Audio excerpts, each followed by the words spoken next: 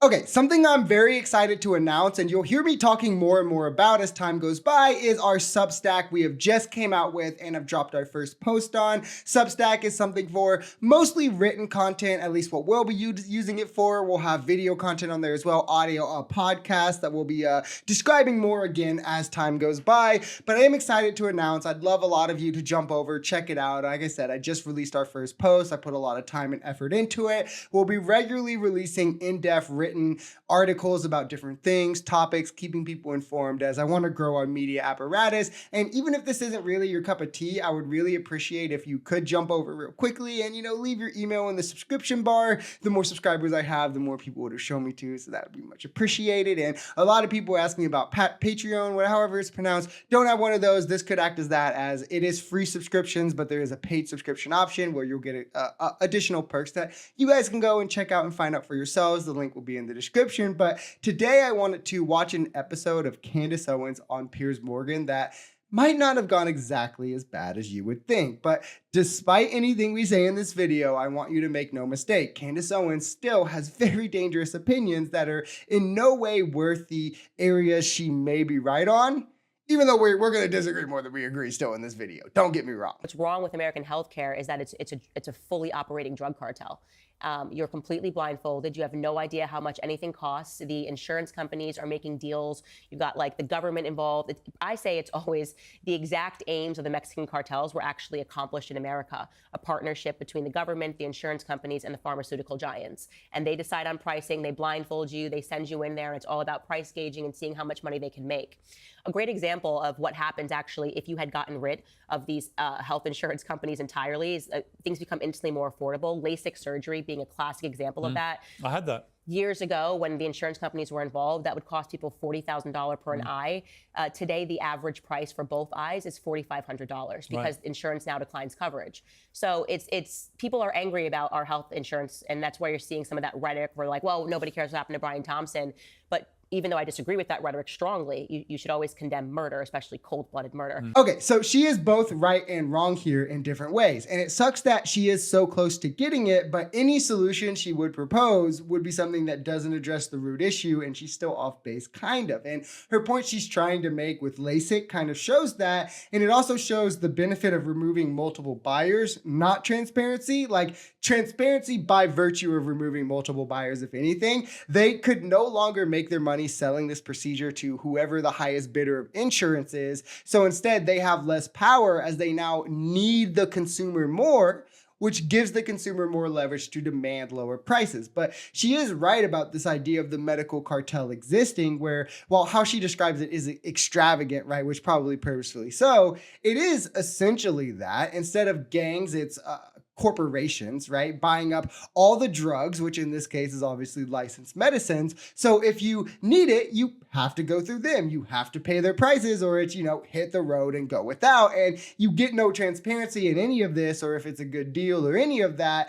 And while Candace here would say the solution is promote transparency, it's a bit moot because the very existence of these middlemen, the insurers, is what creates this lack of transparency. Trump is also, he's having, he did make that joke before years ago when he said, you're going to get tired of how much winning we're going to do. He must be getting tired of all the winning that's going on, because not only did he win the White House, the Senate, the House, the popular vote, the Electoral College, he's now just won $15 million off ABC over being defamed by George Stephanopoulos. And what was interesting to me is that was a massive blow for the legacy media to basically admit we lied about Trump and we have to give him $15 million.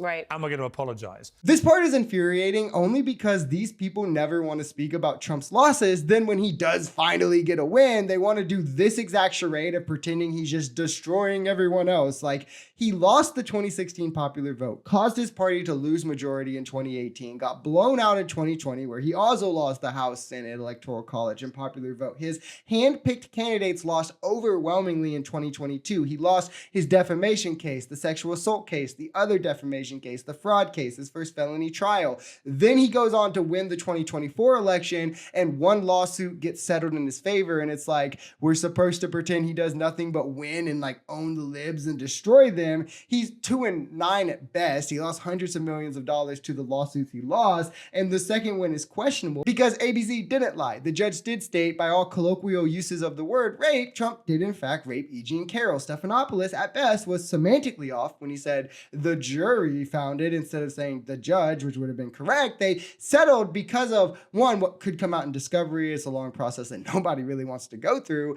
and could cost you a lot more money than it's worth. And two, because of Trump's past threats against the media, and we've seen how he's done exactly this to his political enemies, costed them tens of thousands of dollars, even if they did end up, proving their innocence or proving like all of these threats and things were frivolous.